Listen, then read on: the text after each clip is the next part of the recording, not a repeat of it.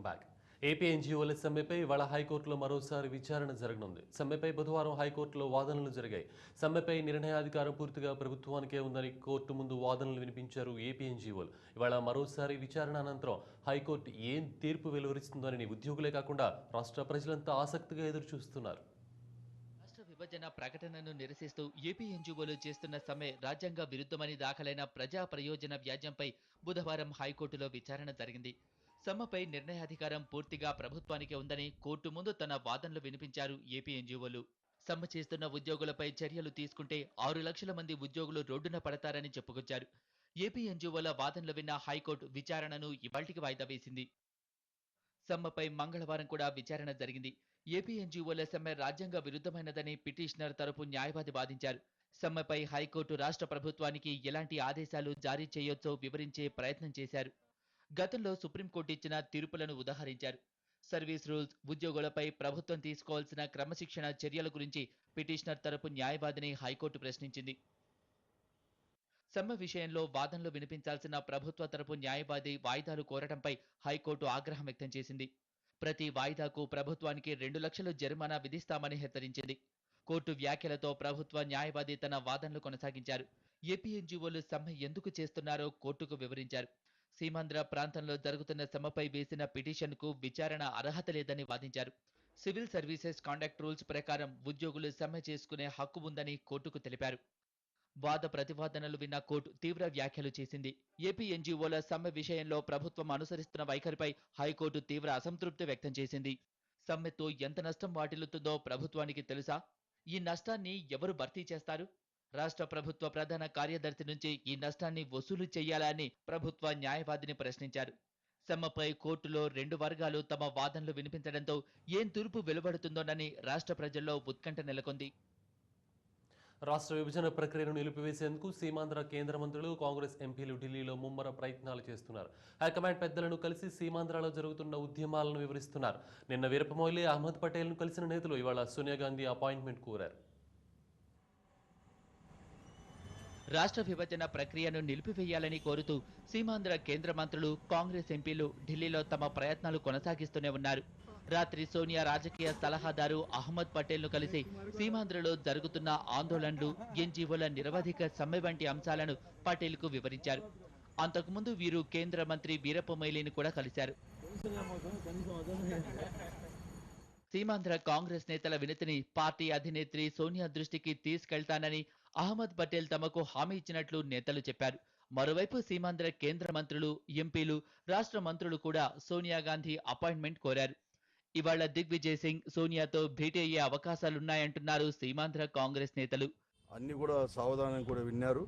మాకు కూడా ఇప్పుడే పరిస్థితులు కూడా అర్థమైనాయని కూడా చెప్పడం జరిగింది.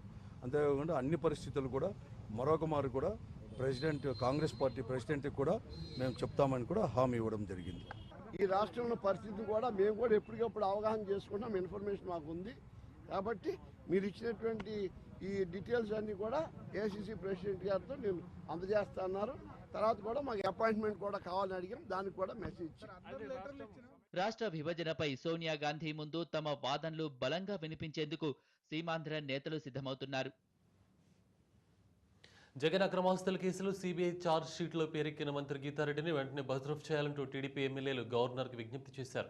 అధికారాన్ని అడ్డం పెట్టుకుని రాష్ట్రాన్ని దోచుకున్న వైఎస్ఆర్ కుటుంబం మొత్తం దోపిడీ దొంగలేనని, వైఎస్ కుటుంబ ఆస్తులను సర్కార్ స్వాధీనం చేసుకోవాలని టీడీపీ ఎమ్మెల్యేలు డిమాండ్ చేశారు. జగన్ అక్రమాస్తుల కేసులో సీబీఐ దాఖలు చేసిన 2వ ఛార్జ్ షీట్లో మంత్రి గీతారెడ్డిని నిందితురాలుగా పేర్కొన్నప్పటికీ కిరణ్ సర్కార్ నిమ్మకు నీరెత్తినట్టు వ్యవహరిస్తోందని టీడీపీ ఎమ్మెల్యేలు ఆరోపించారు. టీడీపీ ఎమ్మెల్యేలు గవర్నర్ నరసింహన్ను కలిసి మంత్రి గీతారెడ్డిని వెంటనే మంత్రివర్గం నుంచి బర్తరఫ్ చేయాలని కోరారు. వైఎస్ఆర్ కుటుంబం దోచుకున్న అక్రమాస్తులను ప్రభుత్వం స్వాధీనం చేసుకోవాలని టీడీపీ ఎమ్మెల్యే, మాజీ మంత్రి మోత్కుపల్లి నరసింహులు రాష్ట్ర ప్రభుత్వాన్ని, గవర్నర్ను డిమాండ్ చేశారు. దీంట్లో ముఖ్యంగా గతంలో ఛార్జ్ షీట్లలో అక్యూజ్డ్గా వచ్చినటువంటి ధర్మాన ప్రసాదరావు గారు కానీ, సబితా ఇంద్రారెడ్డి గారు వాళ్ళు రాజీనామాలు చేశారు. అదే పద్ధతిలో గీతారెడ్డి గారి పేరు కూడా నిన్న ఛార్జ్ షీట్లో ఆమె కూడా దాంట్లో తప్పు చేసినట్టుగా ఛార్జ్ షీట్లో వేశారు. కాబట్టి వెంటనే ఆమె కూడా మంత్రి పదవికి రాజీనామా చేయాల్సిన అవసరం ఉంది. ఆమె చేయలేని పక్షంలో గవర్నర్ గారు వెంటనే డిస్మిస్ చేయాలని ఇవాళ గవర్నర్ గారికి కూడా రిప్రజెంటేషన్ ఇవ్వడం జరిగిందని సందర్భంగా ఈనాడు మొత్తంగా రాష్ట్ర వ్యాప్తంగా దోపిడీ చేసినటువంటి ఈ దోపిడీ దొంగలను సరి అయినటువంటి పద్ధతిలో విచారణ చేయాల్సినటువంటి అవసరం ఉందని కూడా ఈ సందర్భంగా నేను తెలియజేస్తా ఉన్నాం. జగన్ దోచుకున్న వేల కోట్ల రూపాయల ధనాన్ని దాచుకునేందుకు ఏర్పాటు చేసిన వేల కంపెనీల్లో మరో 10 కంపెనీల్లో నల్లధనాన్ని వెలికి తీసేందుకు దర్యాప్తు జరపాల్సి ఉందని టీడీపీ ఎమ్మెల్యేలు సూచించారు. వైఎస్ జగన్ అక్రమాస్తులను కాపాడడంతో పాటు జైలు నుంచి బయటకు తెచ్చేందుకు ప్రధాని మన్మోహన్, కాంగ్రెస్ అధినేత్రి సోనియా గాంధీలతో వైఎస్ఆర్సీ లోపాయికార ఒప్పందాలు జరిగాయని మోత్కుపల్లి తీవ్రస్థాయిలో ధ్వజమెత్తారు. ఇవాళ సిబిఐ కూడా ప్రధానమంత్రి చేతుల్లో ఉన్నటువంటి పరిస్థితి. ప్రధానమంత్రి గారే ఈ ఎంక్వైరీ స్పీడ్ గా జరగకుండా ఆపుతున్నాడనేటువంటిది క్లియర్ కనబడతా ఉంది. ఎన్నికలలో పొత్తు కుదుర్చుకోవడం కోసం నువ్వు మాతో పొత్తు కుదిర్చి ఎన్నికలలో ఏ సీటు గెలిచినా మాకు అప్పచెప్తే నిన్ను నేరస్తుడిగా కాకుండా మీరు ముఖ్యంగా నిన్ను విడుదల చేస్తాం, నీకు బెయిలిస్తామని చెప్పే పద్ధతిలో ఈ ప్రభుత్వం వ్యవహరిస్తా ఉన్నది. దీన్ని కూడా మేము తీవ్రంగా ఖండిస్తా ఉన్నాం. ఇంత పెద్ద నేరస్తుడిని కప్పిపుచ్చే ప్రయత్నంలో కేంద్ర ప్రభుత్వం ఉన్నది. సోనియా గాంధీ గారు ఉన్నారు, ప్రధానమంత్రి గారు ఉన్నారు. దీన్ని కూడా మేము తీవ్రంగా ఖండిస్తున్నామని ఈ సందర్భంగా తెలియజేస్తాం. జగన్ అక్రమాస్తులపై సిబిఐ ఇప్పటికే 10 ఛార్జ్షీట్లను దాఖలు చేసిందని, వాటన్నిటికీ జగన్ ప్రజలకు సమాధానం చెప్పాలని టీడీపీ ఎమ్మెల్యేలు డిమాండ్ చేశారు.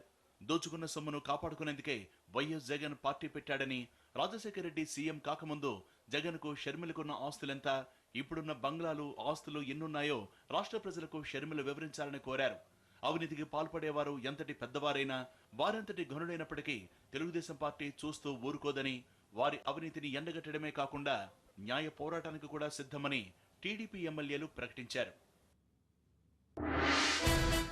ఖైరతాబాద్ గణపతి ఊరేగింపు ఆలస్యం, మధ్యాహ్నానికి నిమజ్జనం అయ్యే అవకాశం.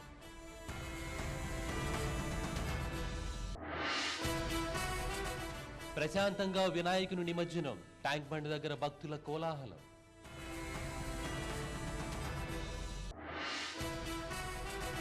ఎప్పటికప్పుడు శకలాల తొలగింపు, రంగంలో 2500 మంది కార్మికులు.